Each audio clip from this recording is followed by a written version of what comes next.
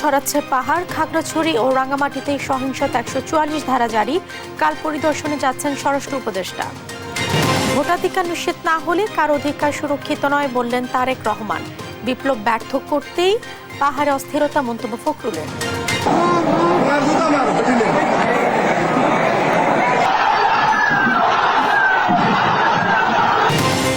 বায়তুল মোকাররমে জুমার নামাজের আগে রণক্ষেত্র, সাবেক খতিবের অনুসারীদের সঙ্গে মুসল্লিদের সংঘর্ষ, আহত অনেকে। ঢাবিতে যুবক হত্যা মামলায় ৬ শিক্ষার্থীর আদালতে জবানবন্দি। তোফাজ্জলকে বরগুনায় দাফন, জাবির ঘটনায় গ্রেফতার এক। স্বপ্ন পূরণ হলো রাজধানীবাসীর, ছুটির দিনেও ছুটল মেট্রো রেল। ২ মাস পর কাজীপাড়া স্টেশন চালু, সকাল থেকেই চালুর দাবি। এবং চেন্নাই টেস্টের দ্বিতীয় দিন শেষে চালকের আসনে ভারত। দ্বিতীয় ইনিংসে বাংলাদেশের চেয়ে ৩০৮ রানে এগিয়ে স্বাগতিকরা। সংবাদ রাতে দেখছিলেন একেএস টিম টিবার সংবাদ শিরোনাম, সঙ্গে আছে আমি জেসিকা আবেদিন। এবারে বিস্তারিত সংবাদ। খাগড়াছড়িতে সংঘর্ষে ৩ জন মৃত্যুর ঘটনায় সহিংসতা ছড়িয়ে পড়েছে পার্বত্য জেলা রাঙামাটিতেও। পাহাড়ি ও বাঙালিদের মধ্যে দফায় দফায় সংঘর্ষে নিহত হয়েছে একজন, আহত হয়েছে অন্তত ৫০ জন। এই ঘটনায় ২ জেলায় জারি করা হয়েছে ১৪৪ ধারা। এদিকে আগামীকাল স্বরাষ্ট্র উপদেষ্টার নেতৃত্বে সরকারের উচ্চ পর্যায়ের একটি দল খাগড়াছড়ি ও রাঙামাটি পরিদর্শন করবেন। আপনপুর ডেস্ক রিপোর্ট। খাগড়াছড়িতে পাহাড়ি বাঙালি সংঘর্ষ ও ৩ জন মৃত্যুর ঘটনার জেরে সহিংসতা ছড়িয়ে পড়েছে পার্বত্য শহর রাঙামাটিতেও। জেলায় শুক্রবার সংঘর্ষে মারা যান একজন, আর আহত হয়েছেন কমপক্ষে ৫০ জন। শুক্রবার সকাল থেকে দুই পক্ষের ধাওয়া পাল্টা ধাওয়া, ভাঙচুর ও অগ্নিসংযোগের পর বেলা ১:৩০টার দিকে রাঙামাটি পৌর এলাকায় ১৪৪ ধারা জারি করে জেলা প্রশাসন। এদিন সকালে খাগড়াছড়িতে সংঘর্ষ ও মৃত্যুর ঘটনার প্রতিবাদে রাঙামাটি শহরের জিমনেশিয়াম চত্বর থেকে মিছিল বের করে কয়েক হাজার পাহাড়ি। মিছিলটি শহরের বনরূপা এলাকায় গেলে সেখানে ইটপাটকেল নিক্ষেপ করে বাঙালিরা। এমন অভিযোগ এনে বাঙালিদের বেশ কিছু দোকানপাট, বনরূপা মসজিদ ও কয়েকটি যানবাহন ভাঙচুর করা হয়। পরে লাঠি সোটা হাতে পাহাড়িদের ধাওয়া করে বাঙালিরা। শুরু হয় ধাওয়া পাল্টা ধাওয়া ও ইট পাটকেল নিক্ষেপ। এ সময় বিক্ষুব্ধরা ভাঙচুর চালায় কাঁঠালতলির মৈত্রী বিহারে। আগুন দেয়া হয় বনরূপায় পাহাড়িদের কয়েকটি ব্যবসা প্রতিষ্ঠানে। এর আগে খাগড়াছড়ির দীঘিনালায় পাহাড়ি ও বাঙালির সংঘর্ষের জেরে বৃহস্পতিবার রাতভর গোলাগুলির ঘটনা ঘটে। রাতের গোলাগুলি ও বিকেলের সংঘর্ষের ঘটনায় ৩ জন নিহত হয়, আহত হয় কমপক্ষে ১৫ জন। আপনপু, নিউজ ডেস্ক, দেশ টিভি। সময় সে তো বয়ে যায়, সময়ের সাথে মিষ্টি এক বন্ধন। এভাবে সময় পাল্টে যায়, কিন্তু ডিপ্লোমা সেই একই সাথে একই মানে যুগ যুগ ধরে রয়ে যায়। নিউজিল্যান্ডের এক্সেলেন্স ইন কোয়ালিটি। ৩ পার্বত্য জেলার সবাইকে শান্ত থাকার আহ্বান জানিয়েছেন অন্তর্বর্তী সরকারের প্রধান উপদেষ্টা ডক্টর মোহাম্মদ ইউনূস। বিকেলে গণমাধ্যমে পাঠানো এক বিবৃতিতে এই আহ্বান জানান তিনি। প্রধান উপদেষ্টা বলেন, খাগড়াছড়ি ও রাঙামাটিতে সৃষ্ট সমস্যা নিরসনে আন্তরিকভাবে কাজ করছে সরকার। এসব ঘটনায় দুঃখ প্রকাশ করে পাহাড়ের শান্তি, সৌহার্দ্য ও সম্প্রীতি নিশ্চিতকরণে সরকার বদ্ধপরিকর বলেও জানানো হয়। সেই সঙ্গে আইন নিজের হাতে তুলে না নিতে এবং সবাইকে ধ্বংসাত্মক কাজ থেকে বিরত থাকার নির্দেশনা দেওয়া হয়। সহিংসতার সাথে সম্পর্কিত সকল ঘটনার সুষ্ঠু তদন্ত সাপেক্ষে দায়ীদের বিচার নিশ্চিত করার প্রত্যয় জানানো হয়।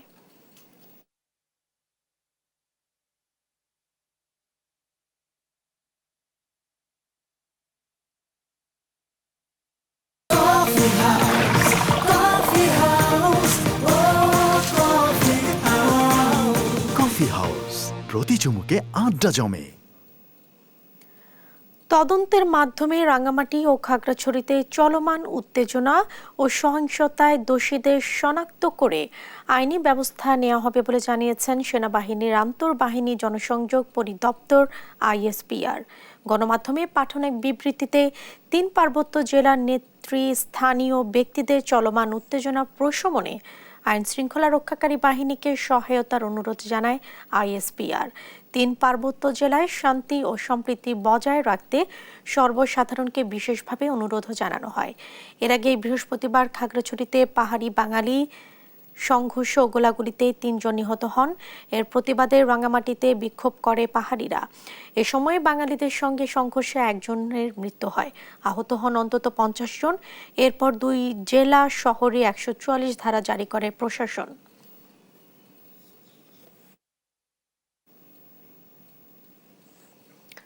বান্দরবানের দুর্গম সীমান্তবর্তী দোপানিছড়া সন্ত্রাসী আস্তানার সন্ধান পেয়েছে বর্ডার গার্ড বাংলাদেশ।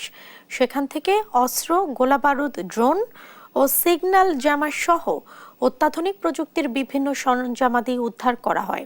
বিশেষ গোয়েন্দা সূত্র জানায়, রুমার দুর্গম সীমান্তবর্তী দোপানিছড়া এলাকার কাছে গহীন জঙ্গলে আস্তানা করে একদল পাহাড়ি সন্ত্রাসী কার্যক্রম চালাচ্ছে বলে গোয়েন্দা সূত্র নিশ্চিত করলে সেখানে অভিযানে যায় বিজিবি। এ সময় দোপানিছড়ার পাহাড়ি জঙ্গলে অভিযান চালিয়ে সন্ত্রাসীদের আস্তানা থেকে 2টি অটোমেটিক কার্বাইন অ্যাসল্ট রাইফেল, 1টি সেমি অটোমেটিক অ্যাসল্ট রাইফেল, 3টি SBBL 21 রাউন্ড তাজা গুলি সহ অত্যাধুনিক প্রযুক্তির বিভিন্ন সরঞ্জামাদি উদ্ধার করা হয়।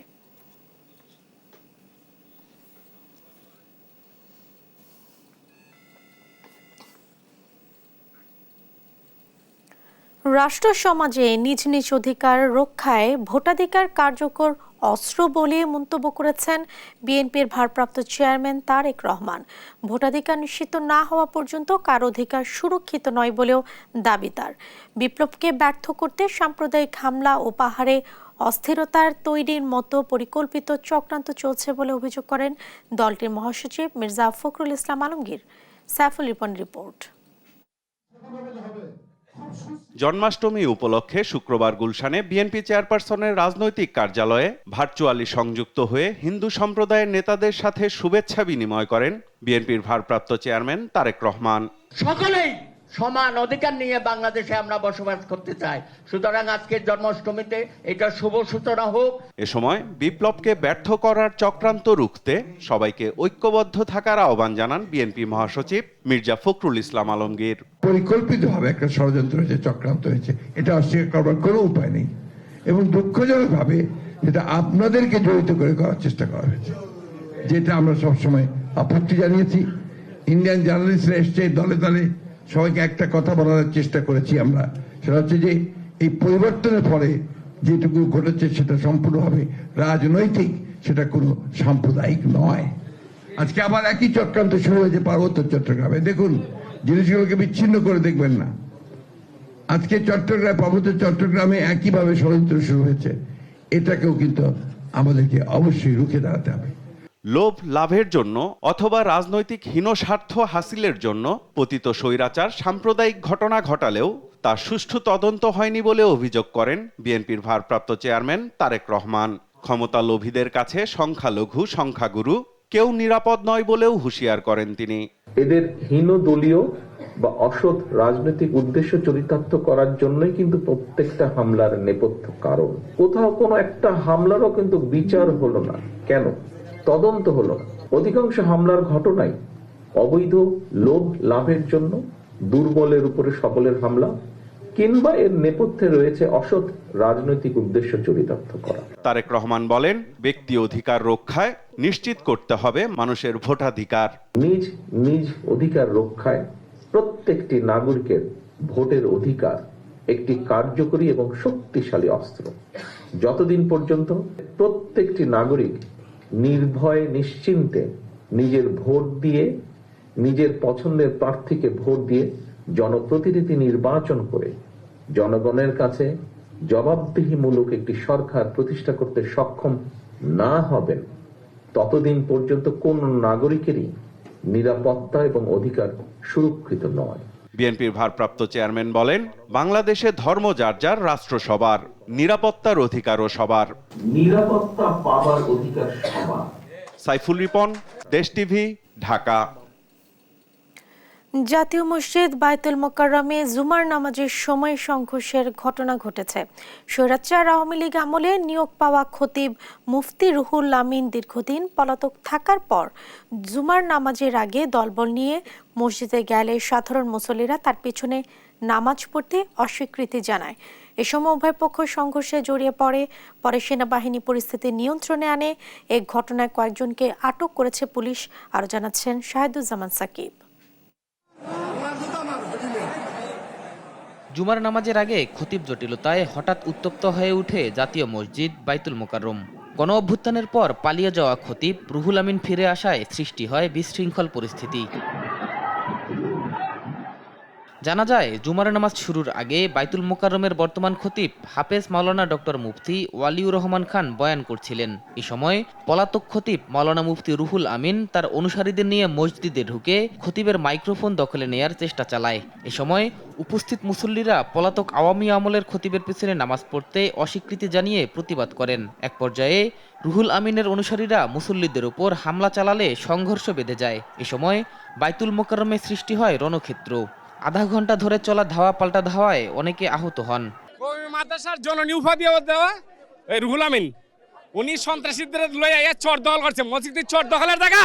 বর্তমান যেটা খতিব উনি ভিতরে নামাজ পড়াইতেছে, ভিতরে আলোচনা করতেছে, তখন সাবেক খতিব আসছে, আইয়ারে ওনাকে ধাক্কা দিছে, লামাই দিছে। তো এই সপ্তাহে আবার ও এসে ফিতনা সৃষ্টি করছে, বক্তৃতা শুরু করছে। তো মানুষজন তো তাকে মেনে নিবে না, স্বৈরাচারের আমলের যে আরো একটা আস্ত ফিতনাবাজ। আমরা স্বাভাবিকভাবেই মসজিদে ঢুকছিলাম, তো ওনারা হঠাৎ দেখি একটা স্রোত চলে আসছে। আমরা পরে খেয়াল করলাম যে ওনার ছাত্র সম্ভবত ওনারা মুসল্লিদেরকে বেধড়ক পিটাচ্ছে। এ সময় মসজিদের ভিতরে ভাঙচুর চালানো হয়, ভেঙে ফেলা হয় দরজা জানালার গ্লাস। এতে বেশ কয়েকজন আহত হন। সাধারণ মুসল্লিদের উপর তারা হামলা করছে। এখানে অনেক মাথা পাঠিয়েছে, অনেকে হাত কাটছে, আমার পা কাটছে, অনেকের হাত ভাঙছে দেখছি, অনেকের পা ভেঙে গেছে। ওরা যখন ঘুষি দেয় হাতের মধ্যে কিছু নিয়ে আসছে, একজনের হাতে দেখছি আপনার নেল কাটারের টাইপের, ওগুলো হাতে নিয়ে মাথার মধ্যে ঘুষি দেয়। মাথার মধ্যে ঘুষি দিয়ে পর আমাকে 3-4টা ঘুষি দিয়েছে, আমি বলতেও পারি না। মানে বোঝা যাচ্ছে যে ওনারা আসছে এখানে সাধারণ মুসলমানদেরকে বের করে ওনাদের অবস্থান মজবুত করার জন্য। খবর পেয়ে ঘটনাস্থলে এসে পরিস্থিতি নিয়ন্ত্রণে আনে সেনাবাহিনীর সদস্যরা। পরিবেশ কিছুটা স্বাভাবিক হলে দুপুর 1:15টার দিকে আবারও সাধারণ মুসল্লিরা মসজিদে প্রবেশ করেন। স্লোগান শেষে অস্থিতিশীল পরিস্থিতি সৃষ্টিকারীদের বিরুদ্ধে বিভিন্ন স্লোগান দিতে দেখা যায় সাধারণ মুসল্লিদের। শাহেদুজ্জামান সাকিব, দেশ টিভি, ঢাকা। ঢাকা বিশ্ববিদ্যালয়ে গণপিটুনিতে যুবক হত্যা মামলার আসামি 6 শিক্ষার্থী 164 ধারায় স্বীকারোক্তিমূলক জবানবন্দি দিয়েছেন। পরে তাদের কারাগারে পাঠান আদালত। আর জাহাঙ্গীরনগর বিশ্ববিদ্যালয়ের সাবেক ছাত্রলীগ নেতা হত্যার ঘটনায় 8 শিক্ষার্থীর নামে মামলা করেছে বিশ্ববিদ্যালয় কর্তৃপক্ষ। এই ঘটনায় গ্রেফতার হয়েছে একজন, আরও জানাচ্ছেন নিয়াজ মোর্শেদ। শুক্রবার দুপুরের দিকেই পুলিশের নিরাপত্তায় আদালতে হাজির করা হয় ঢাকা বিশ্ববিদ্যালয়ের গণপিটুনিতে তোফাজ্জেল নামে এক যুবকের মৃত্যুর ঘটনায় গ্রেপ্তার 6 শিক্ষার্থীকে।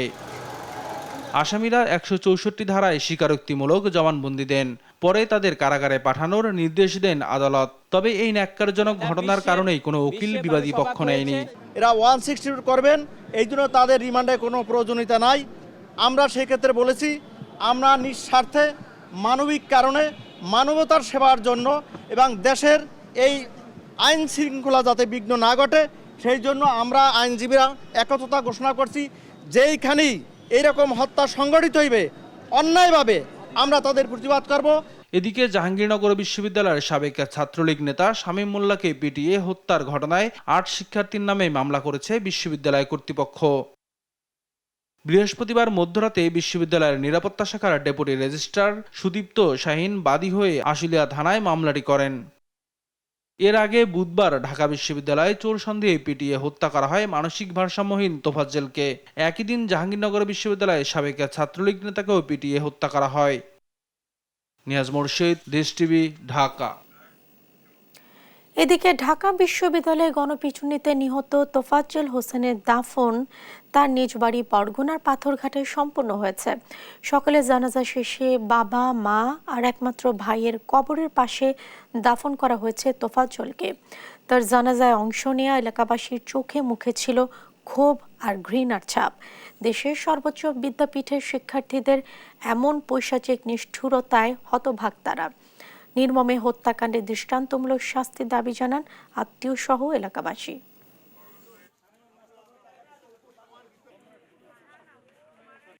কত নিরীহ তোফাজ্জল মারা যাবে, হয়তোবা যাচ্ছে, আমরা না জানি না, কিন্তু এর আসলে কি বিচার পাবো আমরা? এদের যে বিচার কি হওয়া উচিত, কিন্তু আল্লাহ তো বিচার করবি, আর এদেশের মানুষেরাও যেন এটার বিচারটা ঠিক মতন সুষ্ঠুভাবে আদায় করে। তার ভিতরে কোনো কোনো কোনো আচরণ ছিল না, খারাপ কোনো আচরণ ছিল না। কোনোদিন মদ খায় না, কোনোদিন গাঁজা খায় না, কোনোদিন একবার জুয়া খেলে না। সে খুবই ভালো ছিল। যারা মার্চে ভিডিও ফুটেজে আছে তাদের প্রত্যেককে আইনে আওতায় এনে সুবিচার করা হবে। সেখানে কোনো তাকে যারাই প্রকৃত দোষী তাদের যাতে বিচার হয়। স্বপ্ন পূরণ হলো রাজধানীবাসীর। সাপ্তাহিক ছুটির দিনেও ছুটল মেট্রো রেল। এদিকে 2 মাস বন্ধ থাকার পর চালু হয়েছে কাজীপাড়া স্টেশন। ছুটির দিনে মেট্রোতে চলাচল করতে পেরে খুশি সাধারণ যাত্রীরা। আরো জানাচ্ছেন ইফতেখার রেজা। 18 জুলাই ছাত্র জনতার আন্দোলনের সময় ক্ষতিগ্রস্ত হয় মেট্রোর কাজীপাড়া ও মিরপুর 10 স্টেশন। তৎকালীন সরকার জানিয়েছিল 2টি স্টেশন চালু হতে সময় লাগবে 1 বছর আর খরচ হবে কয়েকশো কোটি টাকা। কিন্তু 2 মাসের মাথায় শুক্রবার বিকেলে চালু হলো কাজীপাড়া স্টেশন। দ্রুত সময়ের মধ্যে কাজীপাড়া স্টেশন চালু হয় খুশি সাধারণ যাত্রী। কাজীপাড়া স্টেশন বন্ধ থাকাতে আমরা অনেক অসুবিধায় ছিলাম, কারণ এখানে আমাদের অনেক আত্মীয় স্বজনের বাসা এইদিকে। আমরা যেটা একটা আতঙ্কের মধ্যে ছিলাম যে এই metro rail Kazipara stoppage Mirpur 10 নম্বর স্টপেজ চালু হতে দীর্ঘ 1 বছর সময় লাগবে, খরচ হবে 300 কোটি টাকার উপরে। তো আল্লাহর অশেষ মেহেরবানিতে মাত্র অল্প কিছুদিন মধ্যে এটা চালু হয়ে গেছে। এদিকে সাপ্তাহিক ছুটির দিনেও মেট্রো রেল চলায় স্বপ্ন পূরণ হলো রাজধানীবাসীর। সাপ্তাহিক ছুটির দিনে মেট্রো রেল চলাচল করবে বিকেল 3টা থেকে রাত 9টা 40 মিনিট পর্যন্ত। ঢাকা শহরে জ্যামের কারণে বাসে চলাচলটা অনেক কষ্টকর হয়ে যায়। তো ফ্রাইডে যেহেতু মেট্রো চালু হয়েছে আমাদের যাতায়াতটা অনেক সুবিধা হয়ে গেল। শুক্রবারে দেখা যায় যে আমাদের সেই জ্যাম অ্যান্ড হ্যাসেল পোহাই আসতে হয়, তো সেই জায়গায় এটা খুব স্মুথ হয়ে গেছে। এখন বাসা থেকে খুব ইজিলি চলে আসলাম এখানে। কাজীপাড়া স্টেশনটি চালু করতে 20,50,000 টাকা খরচ হয়েছে। আপাতত মিরপুর 10 নম্বর স্টেশন বন্ধ থাকবে। দ্রুত সময়ের মধ্যে এই স্টেশনটি চালু করতে কাজ করা হচ্ছে বলেও জানান মেট্রো রেলের ব্যবস্থাপনা পরিচালক। মিরপুরের জন্য একটা হাই পাওয়ার টিম করা হয়েছে আমাদের মনোনয়ন অতিরিক্ত সচিব মহোদয়ের নেতৃত্বে, জনাব নাফিউল হাসান সাহেবের নেতৃত্বে। এই টিম এখন প্রত্যেকটা জিনিস কারিগরি লোকজন সেখানে আইটেম ওয়াইজ চেক করছে। আইটেম ওয়াইজ চেক করার পরে 7-8 দিন লাগবে আরও। এই রিপোর্টটা পাওয়ার পরে আমরা বুঝতে পারবো যে সেখানে কী ধরনের ক্ষতি হয়েছে চূড়ান্ত বিচারে, এবং সেই মালামালগুলি দেশে বিদেশে আমদানি করে কতদিন সময় লাগতে পারে। আমরা আজকে তো চালু করলাম, একটু ডাটা কালেকশন করে শুক্রবারের পরে কী ইম্প্যাক্ট হচ্ছে, তারপরে আবার আমাদের তো টার্গেট হচ্ছে 3.5 মিনিটে নিয়ে নামা। 3.5 মিনিট পর কিন্তু মেট্রো ট্রেন চলবে। ডিএমটিসিএল এর এমডি জানান চলতি মাসে মেট্রো রেল থেকে 20,67,351 টাকা আয় হয়েছে। বর্তমানে প্রতিদিন চলাচল করছে 3 লাখ যাত্রী। ইফতেখার রেজা, দেশ টিভি, ঢাকা।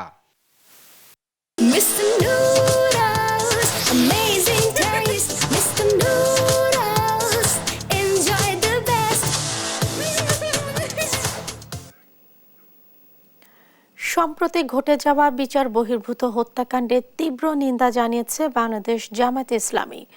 আওয়ামী লীগের মতো আর কোনো স্বৈরাচার যেন এ দেশে আসতে না পারে সেই বিষয়েও জনগণকে সচেতন থাকার আহ্বান জানিয়েছে দলটির নেতারা।